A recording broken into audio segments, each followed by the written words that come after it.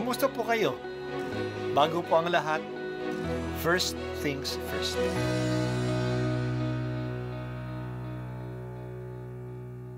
Good morning po. Sinisimulan po natin ngayon ang first things first. At dito po, tinatalakay natin sa unang bahagi ng umaga natin ay ang first readings na binabasa po sa banal na misa.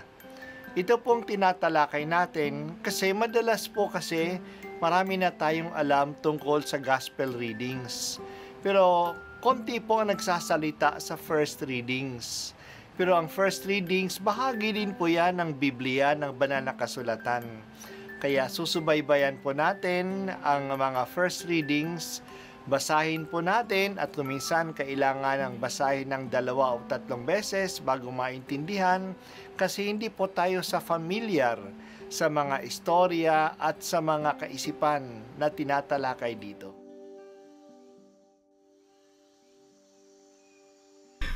Ang pagbasa mula sa aklat ni Propeta Nahum. Masdan mo't dumarating na ang maghahatid ng mabuting balita at magpapahayag ng kapayapaan. Ipagdiwang mo ang mga pista, Huda, at tuparin ang iyong mga pangako, sapagkat hindi na muling darating sa iyo ang masama. Siya'y ganap ng naparam.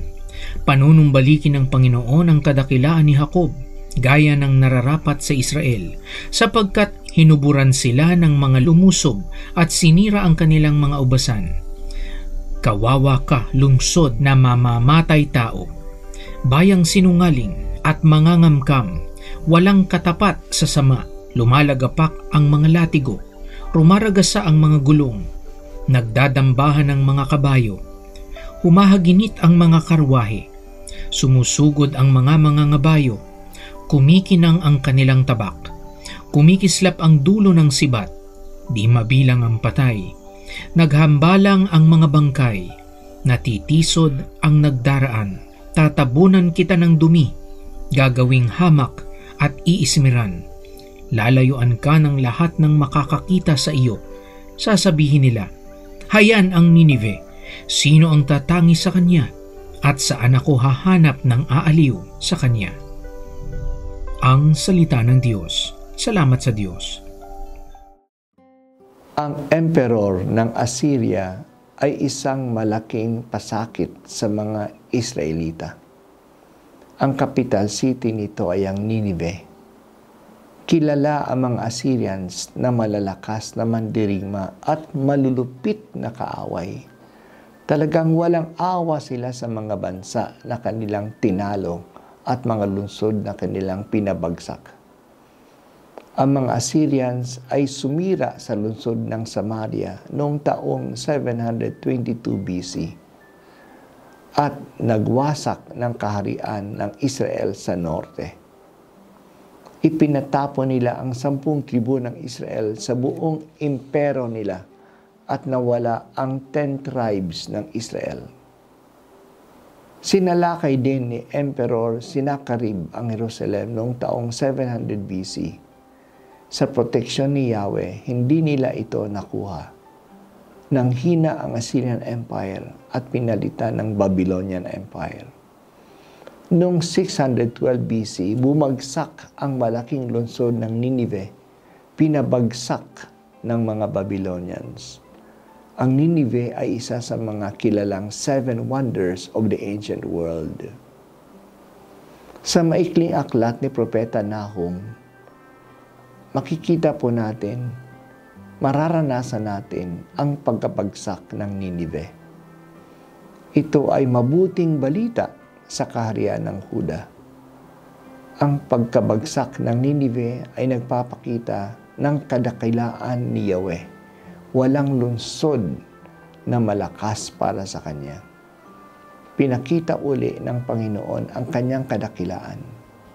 Sa pagbasa natin, inilarawan ni Propeta Nahum ang pagsalakay sa Ninive at ang pagbabagsak nito.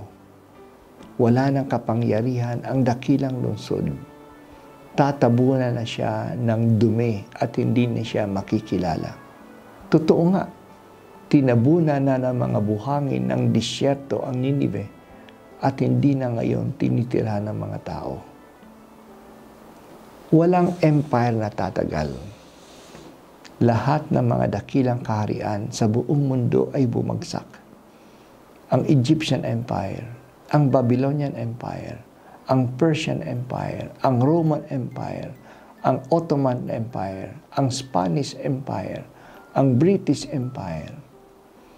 Pati na ngayon, ang malalaki at mayayamang bansa ay mawawala rin. Ang USA, ang Russia, ang China, mawawala din yan. Kaya huwag tayong umasa sa mga malalaking mga bansa. At lalo na huwag tayong sumunod sa mga kalakaran nila kapag ito ay salungat sa kabutihan. Hindi naman tatagal ang mga ito. Ang pananalig natin ay nasa Panginoong Diyos na siya ang may hawak ng kasaysayan. Ang kapangyarihan niya ay wala sa sandata, sa mangginto at pilak, o ngayon man wala sa technology, kundi sa kabutihan at katotohanan. Sa Diyos tayo magpasailalim at ang kanyang mga utos ang ating susundin. Nasa pasya mo talaga, O Panginoon, ang buhay at kamatayan. Walang makakataka sa iyo. Walang kapangyarihan na makakatalo sa iyo. Tulungan mo ako, Panginoon, na manalig lamang sa iyo.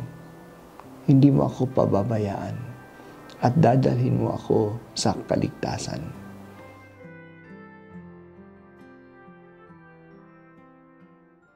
At ako po ay si Bishop Broderick Pabilio dito sa First Things First.